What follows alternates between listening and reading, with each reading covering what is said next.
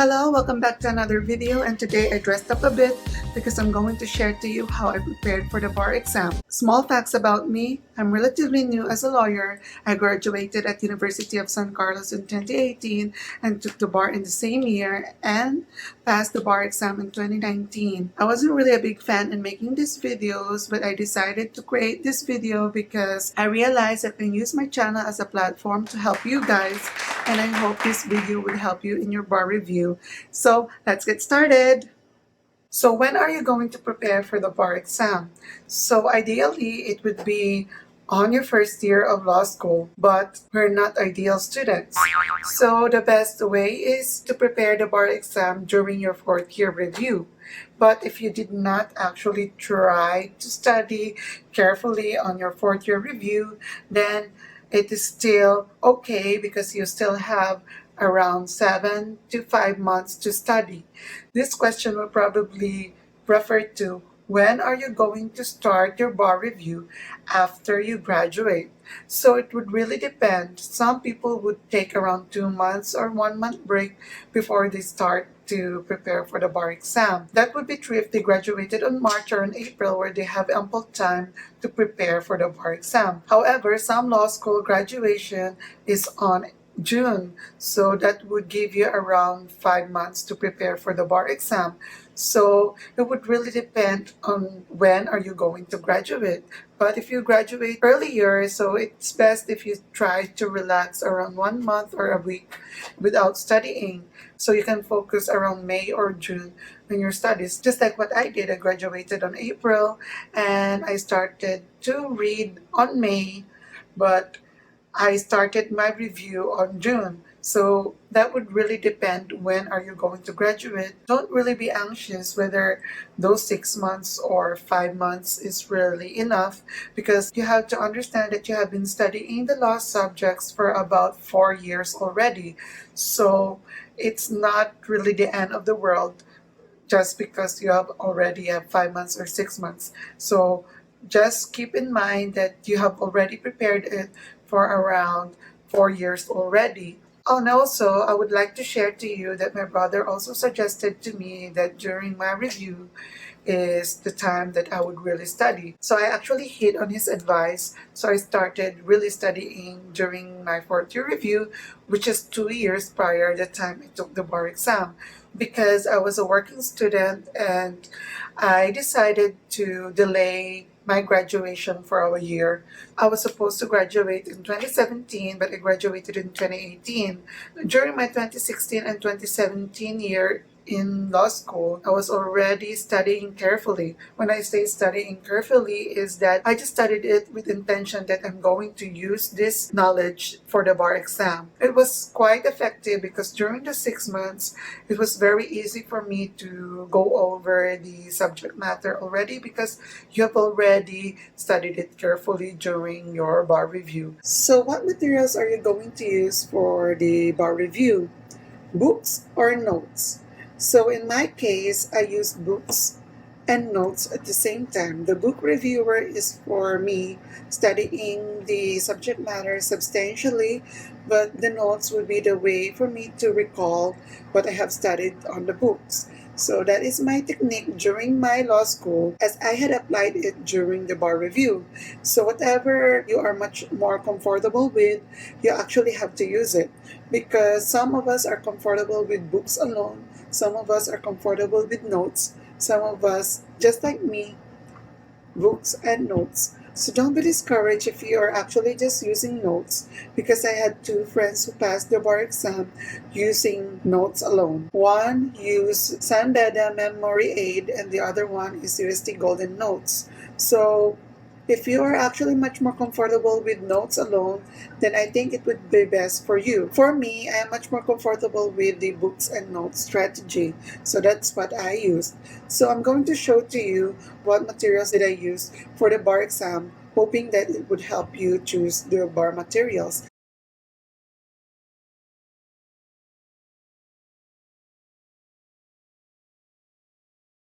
However, do not limit yourself on what I had used, because it would really depend on you if you're comfortable reading the material that you're actually using. And for the predictions and the last minute notes or last minute tips, the last minute tips do really help if you had it. But if you don't had it, don't panic, because there was one Sunday bar exam where I didn't have any last minute notes, but I did not really panic because I did not really care if I had one or not. So do not ever panic if you don't have any last minute notes or last minute tips. It won't really matter, because what matters is your 6 months and your 4 years. And for that matter, do not ever panic looking for those notes, because those are notes would just really throw your whole plan away. So it's best for you to stick on your plan, and if you have another time to review on those notes, you can review it. But stick on your plan. What is important is for you to remind yourself that you have already studied it, and you can actually get a lot of information coming from what you have studied. Also, it is recommended that the materials that you're actually using on your fourth year would be the same materials that you're actually using during your bar review.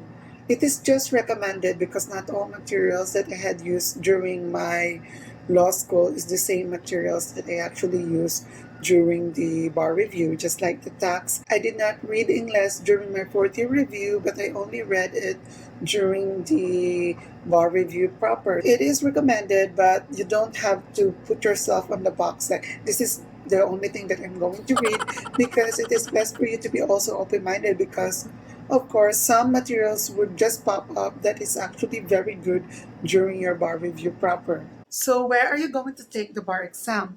Previously, the bar exam is held in Manila, but this year the Supreme Court announced that it would be held in two venues, Cebu and Manila. Basically, it would be advantageous for people from Luzon to take the bar exam in Manila, and people from Visayas and Mindanao to take the bar exam in Cebu. And I actually think this development is actually very beneficial, especially to the takers who are actually having a difficulty in their budget, because we know how expensive Manila is, and it would really help them with their budgeting. And where are you going to do your review? And that question would really depend on what is your plan. So, in this case, if you're actually planning to take your bar review at a review center, so ideally it would be best if you stay near the place. However, if you actually don't have any issues with your bar review center, it would be best to base it on your personal stuff. For example, if you're actually from Cebu and you're intending to do your review in Ateneo de Manila, obviously the best place to do your review is in Makati. However, if you're actually short in budget, so it would be best for you to base your review on the amount of money that you have or on the budget that you have. For example, if you have a very big budget and you're from Mindanao and you don't really want a drastic change or the hustle and bustle in a mega city, so Cebu would be a great choice, because Cebu is quite near in Mindanao, and it does have a resort laid back vibe in Cebu compared to Manila. But if you are from Cebu and you like to explore a mega city, Manila would be a great choice. But if you're actually quite homey, so your respective provinces would do well on your bar review. And if you're from Manila and you want to change the scenario in your review, you already had an option to go to Cebu, because the exam would also be held in Cebu. So there are actually two options, and the place where you're going to review would depend on your review center or your personal preference. And for me, I decided to review here in Manila because I wanted to be near the exam place already. So I decided to take my review at San Beda and stay at Sampaloc. I decided to stay at Sampaloc and decided to review in San Beda because Manila is relatively cheap compared to the other cities here in Metro Manila. And I just like the whole U-belt vibes on it. So it really helped me with the budget. At the same time, I did really enjoy looking out for places to eat or places to drink my milk teas. If your review center have a mentorship program, I think it would be best for you to really avail the mentorship program. It did help me a lot because someone is scanning on how I answered my test, and when they actually try to simplify and concise my statements on my exams, it did really help me sort out on how I answered. But it would really depend on you if you really don't like constructive criticism, or you don't like someone to criticize on how you answer your exam, because you're actually quite confident with it because you passed your whole law school using that technique. And I don't think it's best for you to have a mentorship, because that's going to destroy your whole confidence because of the criticism. So for the budget, I would really recommend you, if you are actually short of budget for the bar exam, not to take the bar exam, because it would really be stressful for you to keep thinking on your money during the bar exam, because you have to save that brain power for your law subjects and you're using it thinking about your budget. So it would be best for you to do a gap here, or not to take the bar exam if you are actually on a short budget.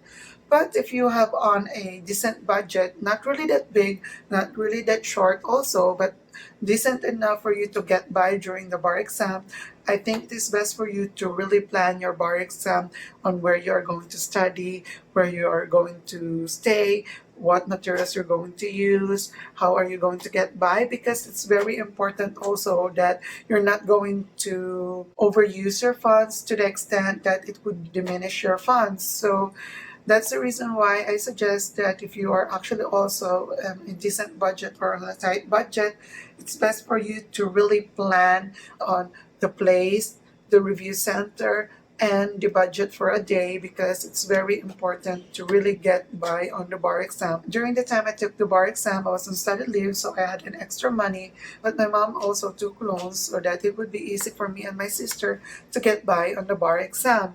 So during that time, we were actually quite comfortable with our budget. I did not really have any problems with the budget, so I did not keep on thinking on how many money do I have or anything like that. So it did really help me because I was only focused on the bar exam. So it would be best for you to also consider the amount of money that you have. If you come from a rich family, so this section would not be really an issue for you. So you go to the planning stage already. But for people from the middle class or the lower class, budget is really important. And if your office offers a 6-month study leave, I think it's best for you to take it. 6 months leave with pay just to study, because first, you would not be thinking a lot of the budget because you already have money based on the leave that you have, and at the same time, it will give you an ample time to really prepare for the bar exam. So, the schedule. So, this is actually very important. You have to really have a concrete schedule on your bar exam.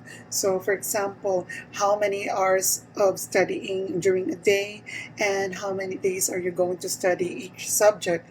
Are you going to study it one reading, two readings, three readings? It would really depend on what you're capable of and what you're comfortable with. I had friends who passed the bar exam using one reading, like really dedicated time for each subject. I actually passed the bar exam with 2 readings. Some are actually very fast, so they managed to read it twice. So it would really depend on you, and it would really depend on your preference also. Because I also had friends who did not really finish reading the law subjects but passed the bar exam because they actually attended almost all the review lectures. But for me, I had my schedule like 2 readings. So in case you actually decided to have 2 readings, then when the time comes when you had to move forward to another subject but you haven't finished your first subject, then it's best for you to leave the first subject and move to the second subject and just go over or go back to the first subject after the first reading. That's what I actually did on some subjects. And during your second reading, believe me or not, there's already an adrenaline rush during your studying. So it's going to be like, it's very fast already, and you're just going to finish the subject matter. So how did I create the concrete plan? So what I did was to count all the number of days that I'm going to study, excluding the rest day, and divided it in two. So two parts, the first reading and the second reading. After that, I divided each day with the same percentage of the bar exam. Like for example, your political law, it's 15%. So 15% of the half is going to be dedicated for the political law. So what would happen is I had around 8 to 9 days for political law. So that's what I did to divide each day for a subject. So during my day, so I studied around 8 hours a day. So not necessarily 8 hours a day because each hour I have 50 minutes to study and 10 minutes to relax. So that each time I studied again, my brain is refreshed. They called it the Pomodoro effect, and it's very effective because it's like you refresh your brain every time you study. And I think it's effective for me because I don't really have a lot of attention span.